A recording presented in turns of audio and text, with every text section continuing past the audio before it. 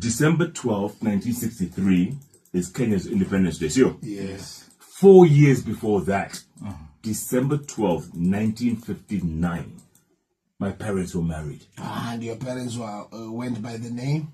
So, Jeff Koinange is not just a journalist. He is a voice, a presence, a constant in the Kenyan media. So when he suddenly went missing from TV screens and radio waves, people noticed immediately. Days turned into weeks, and questions turned into speculation. Soon, social media exploded with shocking claims.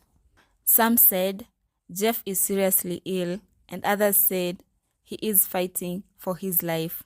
Others said he's gone. Yes, some even claimed he had died. The internet had already written his ending before he could even speak. Then, just like a scene from a movie, he returned, alive, present, speaking, and with a tone that mixed humor and disbelief. Jeff addressed the chaos. Kenyans, he joked, had already killed him online. But behind the laughter was something deeper. Because even as he reassured fans that he was back and stronger, many noticed something. He looked different. Was it fatigue? Was it recovery? Or was it simply the weight of everything that he had gone through? Still, Jeff chose not to dwell on rumors. Instead, he took listeners somewhere unexpected, back in time. While marking Jamhuri Day on his morning radio show, Jeff shared a deeply personal story. A story not just about him, but about his father and Kenya. He began with a powerful timeline. December 12, 1959, his parents got married. December 12, 1963, Kenya gained independence. But what happened in between was not celebration. It was suffering. Jeff revealed that his father, Frederick Mbiu Koinange, had been detained for 7 years.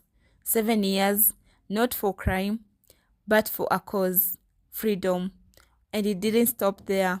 His grandfather, his relatives, over 15 members of the family were imprisoned. This was not just a political struggle. It was a family sacrifice. Then came the moment that changed everything. Kenya independence, 1963. Jeff's father stood at Uhuru Gardens that historic day. A free man, after years behind bars, and as the Kenya flag rose, something broke inside him. Not weakness, emotion. Tears streamed down his face because freedom wasn't just a word. It was a price he had paid for, personally, deeply, painfully.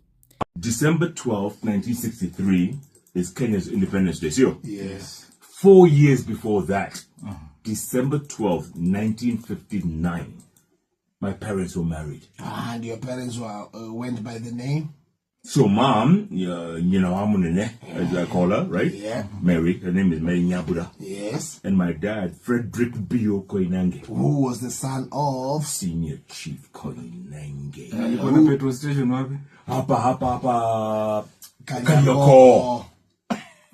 Paka leo inaitwa Koinange petrol station. Na pia akapewa street. Hiyo ni ya Senior Chief. Lakini nikipita hapo nasema ni yangu. Nasema ni yangu. Hiyo ni red light district. Ukipita usiku ama mchana, au pita saa ngapi hapo? Usiongee sana. Usiongee sana. Jeffrey, usiku red light district. Hiyo 24 hours.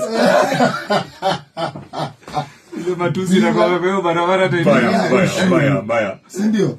Yani Shaigana anyway. Yes. So 4 years later. 4 years later, Kenya was granted independence Canada, and my dad was at Uhuru Gardens. You know Uhuru Gardens? See Uhuru Park? Kwa Jaba. Uhuru Gardens to Kojaba. when you are committed. Oh, Ibuaka. After sports. Orugan to Java. When you are committed. Hey. Zetuni maka German zao piki. Uru Gardens. My dad was there. You know what he told my mother? And my mother told us later on. He shed tears. Out of love. Out of just, he couldn't believe Kenya was independent. Bendera. Yes. Yeah, they called it the Union Jack. They kind of down. They brought it down. Wakateremsha. Wakaweka ya Kenya. He cried. Your Because dad. he had been detained for 7 years. Your dad. Yes. And my grandfather for 9 years. So together they served 16 years. By father the way, and and son. like 15 members of their family. Okay. So that's like 100 years. So this is a generational curse. Jeff recalled how his mother later told them about that moment. A moment where a man who had endured years of detention finally saw the dream become reality. In describing his father's ordeal, Jeff made a striking comparison. He called it unparallelable, like the Shawshank Redemption. That one line paints the picture. A man locked away, no guarantee of freedom, no timeline, just hope, holding on by a thread, and yet he survived. He witnessed freedom, he cried for it. So when social media was busy writing Jeff Koinange's obituary, Jeff was carrying a legacy far heavier than humors. A legacy of resilience, of sacrifice, of history that runs through his blood. His story reminds us of something important. Not every silence means weakness, and not every absence means the end, and not every rumor deserves belief. Because behind the headlines are real stories, real struggles, and real people. Jeff Koinange came back, not just to reclaim his space on screen, but to remind Kenyans of something bigger than trending topics: history, family, and the cost of freedom. So next time the internet rushes to conclusions, maybe pause and ask, what story are we missing? This is Kesh Media Kenya.